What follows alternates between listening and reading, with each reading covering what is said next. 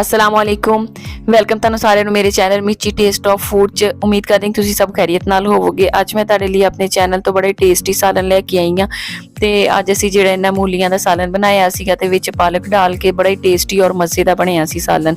ਤੇ ਇਹ ਮੈਂ ਵੀ ਪਹਿਲੀ ਦਫਾ ਜਿਹੜਾ ਇਹਨੂੰ ਖਾਦਾ ਹੈ ਤੇ ਬੜੇ ਟੇਸਟੀ ਸਾਲਨ ਬਣਿਆ ਸੀ ਤੇ ਮੈਂ ਕਿਹਾ ਇਹਦੀ ਰੈਸਿਪੀ ਜਿਹੜੀ ਹੈ ਨਾ ਮੈਂ ਆਪਣੀ ਭੈਣਾਂ ਨਾਲ ਸਟੈਪ ਬਾय ਸਟੈਪ ਸ਼ੇਅਰ ਕਰਾਂਗੀ ਕਿਉਂਕਿ ਬਹੁਤ ਸਾਰੀ ਮੇਰੀਆਂ ਭੈਣਾਂ ਇਦਾਂ ਦੀਆਂ ਜਿਨ੍ਹਾਂ ਨੇ ਕਦੀ ਇਹ ਬਣਾਇਆ ਨਹੀਂ ਔਰ ਨਾ ਹੀ ਕਦੀ ਟੇਸਟ ਕੀਤਾ ਹੈ ਤੇ ਮੈਂ ਵੀ ਪਹਿਲੇ ਜਿਹੜਾ ਨਾ ਕਦੀ ਖਾਦਾ ਨਹੀਂ ਸੀ, ਨਾ ਹੀ ਇਹਨੂੰ ਮੈਂ ਕਦੀ ਟੇਸਟ ਕੀਤਾ ਸੀ। ਲੇਕਿਨ ਅੱਜ ਜਦੋਂ ਮੈਂ ਖਾਦਾ ਤੇ ਬੜਾ ਹੀ ਟੇਸਟੀ ਔਰ ਮਜ਼ੇ ਦਾ ਬਣਿਆ।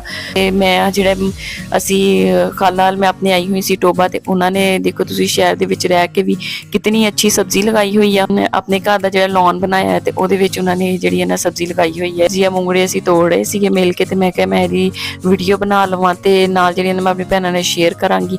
ਤੇ ਕਿੰਨੀ ਅੱਛੇ ਤਰੀਕੇ ਦੇ ਨਾਲ ਉਹਨਾਂ ਨੇ ਆਪਣੇ ਘਰ, ਮੇਰੀ ਖਾਲਾ ਨੇ ਜਿਹੜਾ ਨਾ ਆਪਣੇ ਘਰੇ ਸਬਜ਼ੀ ਲਗਾਈ ਹੋਈ ਆ, ਐਲੋਵੇਰਾ ਲਗਾਈ ਹੈ ਤੇ ਜਿਹੜਾ ਪੌਦਾ ਤੁਹਾਨੂੰ ਮੈਂ ਦਿਖਾ ਰਹੀ ਹਾਂ ਝਾੜੀ ਨੁਮਾ ਤੇ ਇਹ ਅਸੀਂ ਥੋੜੇ ਦਿਨ ਪਹਿਲੇ ਹੀ ਕੱਟਿਆ ਆ ਤੇ ਇਹ ਲੈਮਨ ਗ੍ਰਾਸ ਦਾ ਪੌਦਾ ਆ ਤੇ ਜਿਹਦੀ ਅਸੀਂ ਚਾਹ ਦਾ ਕਾਵਾ ਬਣਾ ਕੇ ਪੀਂਦੇ ਆ। ਮੂਲੀਆਂ ਲਗਾਈਆਂ ਹੋਈਆਂ ਆ ਔਰ ਨਾਲ ਜਿਹੜੇ ਨੇ ਟਮਾਟਰਾਂ ਦੇ ਪੌਦੇ ਲਗਾਏ ਹੋਏ ਆ, ਮੇਥੀ ਆ ਲੱਗੀ ਹੋਈ ਤੇ ਇਸ ਤੋਂ ਇਲਾਵਾ ਜਿਹੜੇ ਨਾ ਹੋਰ ਵੀ ਬਹੁਤ ਸਾਰੀਆਂ ਉਹਨਾਂ ਨੇ ਸਬਜ਼ੀਆਂ ਲਗਾਈਆਂ ਹੋਈਆਂ। ਧਨੀਆ ਲਗਾਇਆ ਆ ਔਰ ਜਿਹੜਾ ਨਾ ਦੇਸੀ ਲਸਣ ਵੀ ਲਗਾਇਆ ਹੋਇਆ ਆ ਔਰ ਬਾਜ਼ਾਰੀ ਜਿਹੜਾ ਲਸਣ ਹੁੰਦਾ ਆ ਵਲਾਇਤੀ ਲਸਣ ਜਿਹਨੂੰ ਕਹਿੰਦੇ ਆ, ਮੋਟਾ ਲਸਣ ਹੁੰਦਾ ਜ਼ਰਾ ਜ਼ਿਆਦਾ ਤੇ ਉਹ ਵੀ ਲਸਣ ਜਿਹੜਾ ਨਾ ਇਹਨਾਂ ਨੇ ਲਗਾਇਆ ਹੋਇਆ ਹੈ ਪਨੀਰੀ। ਤੇ ਬਹੁਤ ਸਾਰੀਆਂ ਸਬਜ਼ੀਆਂ ਲਗਾਈਆਂ ਹੋਈਆਂ ਮਾਸ਼ਾਅੱਲਾ, ਨਾਲ ਘਰ ਦੀਆਂ ਸਬਜ਼ੀਆਂ ਤੇ ਫਰੈਸ਼ ਸਬਜ਼ੀਆਂ ਔਰ ਘਰ ਦਾ ਪਾਣੀ ਸਾਫ਼ ਸੁਥਰਾ ਲਗਾ ਕੇ ਤੇ ਇਹ ਸਬਜ਼ੀਆਂ ਖਾਂਦੇ ਆ। ਤੇ ਇਸੇ ਜਿਹੜੀ ਕਿਆਰੀ ਦੇ ਵਿੱਚੋਂ ਨਾ ਮੂਲੀਆਂ ਕੱਢੀਆਂ ਸੀ ਔਰ ਪਾਲਕ ਤੇ ਉਹਦਾ ਸਾਲਨ ਜਿਹੜਾ ਨਾ ਮੈਂ ਅੱਜ ਤਿਆਰ ਕਰਨਾ ਸੀ ਤੇ ਨਾਲ ਅਸੀਂ ਮੂੰਗਰੇ ਤੋੜ ਰਹੇ ਸੀ ਤੇ ਮੈਂ ਕਿਹਾ ਮੈਂ ਇਹਦੀ ਵੀਡੀਓ ਬਣਾ ਲਵਾਂ ਤੇ ਆਪਣੀ ਭੈਣਾਂ ਨੂੰ ਦਿਖਾਵਾਂ ਕਿ ਕਿੰਨੀ ਅੱਛੀ ਸਬਜ਼ੀ ਆ ਮਾਸ਼ਾਅੱਲਾ ਨਾਲ।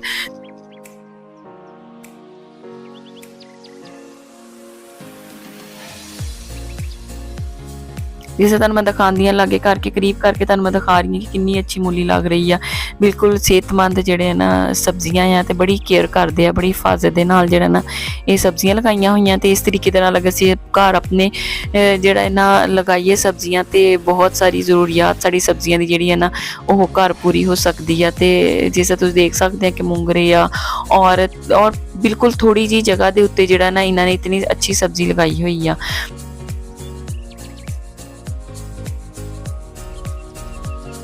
ਔਰ ਇਹ ਪੌਦਾ ਤੁਹਾਨੂੰ ਮੈਂ ਦਿਖਾਉਣ ਦਈ ਸੀ ਤੇ ਇਹ ਮੈਨੂੰ ਖੁਦ ਨਹੀਂ ਪਤਾ ਕਿ ਕਿਸ ਚੀਜ਼ ਦਾ ਪੌਦਾ ਤੇ ਮੈਨੂੰ ਯਾਦ ਹੀ ਭੁੱਲ ਗਿਆ ਕਿ ਇਹ ਕਿਸ ਚੀਜ਼ ਦਾ ਪੌਦਾ। ਅਗਰ ਕਿਸੇ ਭੈਣ ਭਰਾ ਨੂੰ ਇਹਦੀ ਪਛਾਣ ਹੈਗੀ ਤੇ ਮੈਨੂੰ ਕਮੈਂਟ ਕਰਕੇ ਦੱਸਿਓ ਕਿ ਇਹ ਕਿਸ ਚੀਜ਼ ਦਾ ਦਰਖਤ ਆ।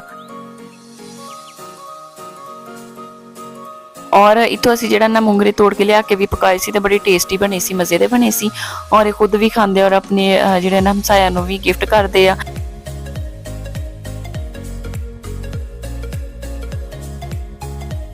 ਫਰੈਸ਼ ਸਬਜ਼ੀ ਹੈ ਤੇ ਵੈਸੇ ਅਗਰ ਸਬਜ਼ੀਆਂ ਲਈ ਜਾਏ ਤਾਂ ਗੰਦੇ ਪਾਣੀ ਦੀਆਂ ਸਬਜ਼ੀਆਂ ਹੁੰਦੀਆਂ ਤੇ ਉਹਦਾ ਕੋਈ ਇਤਨਾ ਟੇਸਟ ਨਹੀਂ ਹੁੰਦਾ। ਤੇ ਆ ਜਿਸ ਤਰ੍ਹਾਂ ਮੈਂ ਦਿਖਾ ਰਹੀ ਹਾਂ ਕਿ ਮੈਂ ਜਿਹੜੀਆਂ ਮੂਲੀਆਂ ਸੀਗੀਆਂ ਤੇ ਇਹਨਾਂ ਨੂੰ ਗ੍ਰੇਟ ਕਰ ਲਿਆ ਸੀਗਾ ਗ੍ਰੇਟਰ ਦੇ ਨਾਲ ਤੇ ਉਸ ਤੋਂ ਬਾਅਦ ਇਹਦੇ ਵਿੱਚ ਜਿਹੜੇ ਨਾ ਪਾਲਕ ਕੱਟ ਕੇ ਤੇ ਤਕਰੀਬਨ ਹਾਫ ਇਹ ਤੇ ਜਿਹੜਾ ਨਾ ਅੱਧਾ ਕਿਲੋ ਪਾਲਕ ਹੋਣੀ ਆ ਔਰ ਕਿਲੋ ਮੂਲੀਆਂ ਹੋਣੀਆਂ ਤੇ ਇਹਨਾਂ ਨੂੰ ਮੈਂ ਜਿਹੜਾ ਨਾ ਪਕਣਾ ਰੱਖ ਦਿੱਤਾ ਸੀਗਾ। ਤੇ ਇਹ ਜਿਹੜਾ ਤੁਸੀਂ ਪਾਣੀ ਦੇਖ ਰਹੇ ਹੋ ਤੇ ਪਾਲਕ ਦਾ ਔਰ ਮੂਲੀਆਂ ਦਾ ਆਪਣਾ ਹੀ ਪਾਣੀ ਨਿਕਲਿਆ ਹੋਇਆ ਆ, ਇਹਦੇ ਵਿੱਚ ਮੈਂ ਐਕਸਟਰਾ ਪਾਣੀ ਨਹੀਂ ਡਾਲਿਆ ਸੀ ਰੱਖ ਕੇ। ਤੇ ਆ ਹੁਣ ਮੈਂ ਤੁਹਾਨੂੰ ਦਿਖਾ ਰਹੀ ਹਾਂ ਕਿ ਬਿਲਕੁਲ ਮੈਂ ਪਾਣੀ ਇਹਨਾਂ ਦਾ ਜਿਹੜਾ ਨਾ ਖੁਸ਼ਕ ਕਰ ਲਿਆ ਔਰ ਸਾਡੇ ਜਿਹੜੀ ਪਾਲਕ ਉਹ ਵੀ ਗਲ ਗਈ ਆ ਔਰ ਮੂਲੀਆਂ ਜਿਹੜੀਆਂ ਨਾ ਉਹ ਵੀ ਗਲ ਗਈਆਂ ਆ। ਤੇ ਤੁਹਾਨੂੰ ਮੈਂ ਕਰੀਬ ਕਰਕੇ ਦਿਖਾ ਰਹੀ ਹਾਂ ਕਿ ਬਿਲਕੁਲ ਇਹ ਬੜਾ ਹੀ ਅੱਛਾ ਜਿਹੜਾ ਨਾ ਖੁਸ਼ਕ ਇਹਦਾ ਮਸਾਲਾ ਜਿਹਾ ਬਣ ਗਿਆ ਆ ਬਿਲਕੁਲ ਔਰ ਜਿਹੜਾ ਪਾਲਕ ਦਾ ਪਾਣੀ ਸੀ ਤੇ ਉਹ ਖੁਸ਼ਕ ਹੋ ਗਿਆ ਆ।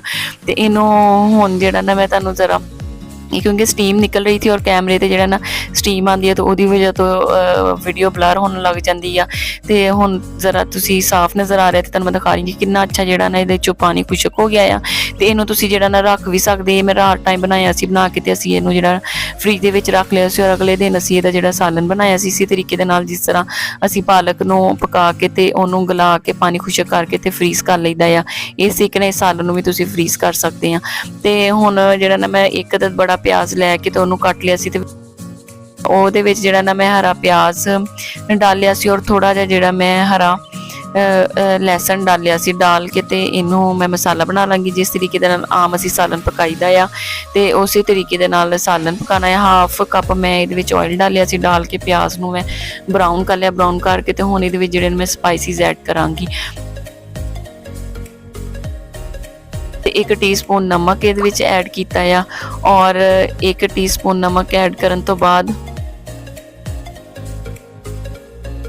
और नमक डालन तो बाद ये जिहड़ा मैं गरम मसाला ऐड करना है। तो यह रेसिपी जी है ना मेरी खाला जान दी आ ते मेरी खाला बना रहे थे सालन, तो मैं क्या चलो मैं यदी वीडियो बना लेंदी हूँ तो नाल अपनी भैनों नाल यदी रेसिपी शेयर करांगी। बड़ा ही टेस्टी और मज़े का जिहड़ा ने सालन बनया, मैं भी पहली दफ़ा खादा सी, बड़ा ही टेस्टी बनया सी। और अगले दिन असी जिहड़े ना ये पराठे दे विच डाल के ते ये पराठे बना लए सी, तो वह भी बड़े मज़े के बने सीगे।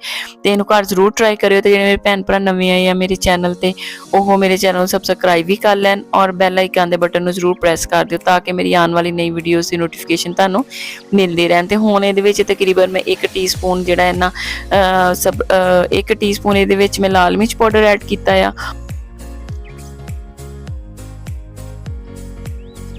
और उस तो बाद जिहड़ा ना मैं इहदे विच हरा लसन ऐड करना है। सब्ज़ लसन बारीक बारीक कट के ते मैं तुड़के दे विच ऐड कर दिता क्योंकि प्याज दे नाल इसलिए नहीं डालिया कि जो तक प्याज ने ब्राउन होना है तो ये लसन के जिहड़े पत्ते आ ते ओह जल जाते सारे, भुक्का लसन की जिहड़ी भुक्का होंदियां ते ओह जल जांदियां। इस मैं दिखा रही है कि विच ग्रीन ग्रीन कितना अच्छा लग रहा है। तो हुण मसाला साडा तैयार हो गया। तो मैं इस पॉइंट ते इहदे विच जिहड़ा बना के रखिया होया सी, रात टाइम ही इहनूं जिहड़ा ना असीं बना लिया सी, बना के ते इहनूं फ्रिज दे विच रख दिता सीगा। ते हुण इहदे विच मसाले दे विच जिहड़ा ना मैं ऐड करांगी करके ते इहनूं अच्छी तरह असीं भुन लेना आ। ये बड़ा ही टेस्टी और मज़े का बनया सी। उम्मीद करदी कि तुहानूं मेरी रेसिपी जिहड़ी है ना ये पसंद आएगी ते तुसीं घर जरूर ट्राई करियो ते मैनूं फीडबैक दिओ। मेरे कमेंट बॉक्स दे विच जिहड़ा ना कमेंट करके दस्सिओ कि तुहानूं ये यूनीक रेसिपी जिहड़ी आ किस तरह की लगी आ, पालक और मूलियां दी रेसिपी। तो बहुत सारिया मेरिया भैणां जिहड़ियां उन्होंने पहले भी एक घर ट्राई किया होना है, पकाया होना वा, लेकिन मैं तो पहली दफ़ा ही जिहड़ा इहनूं खाधा सी और पकदा देखिया सी ते बड़ा ही टेस्टी और मज़े का बनया सी।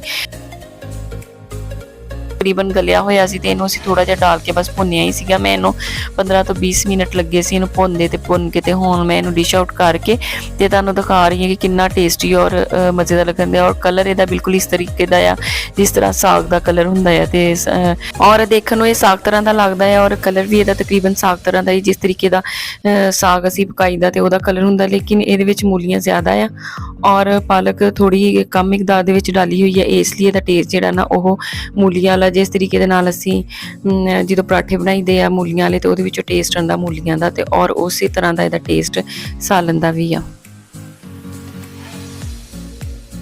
तो हुण मैनूं दो इजाज़त, इंशाअल्लाह ताला मैं अपनी नैक्सट वीडियोज़ दे नाल फिर तुहाडी खिदमत जल्दी हाज़र होऊंगी। मेरे लो हुण अल्लाह हाफिज़।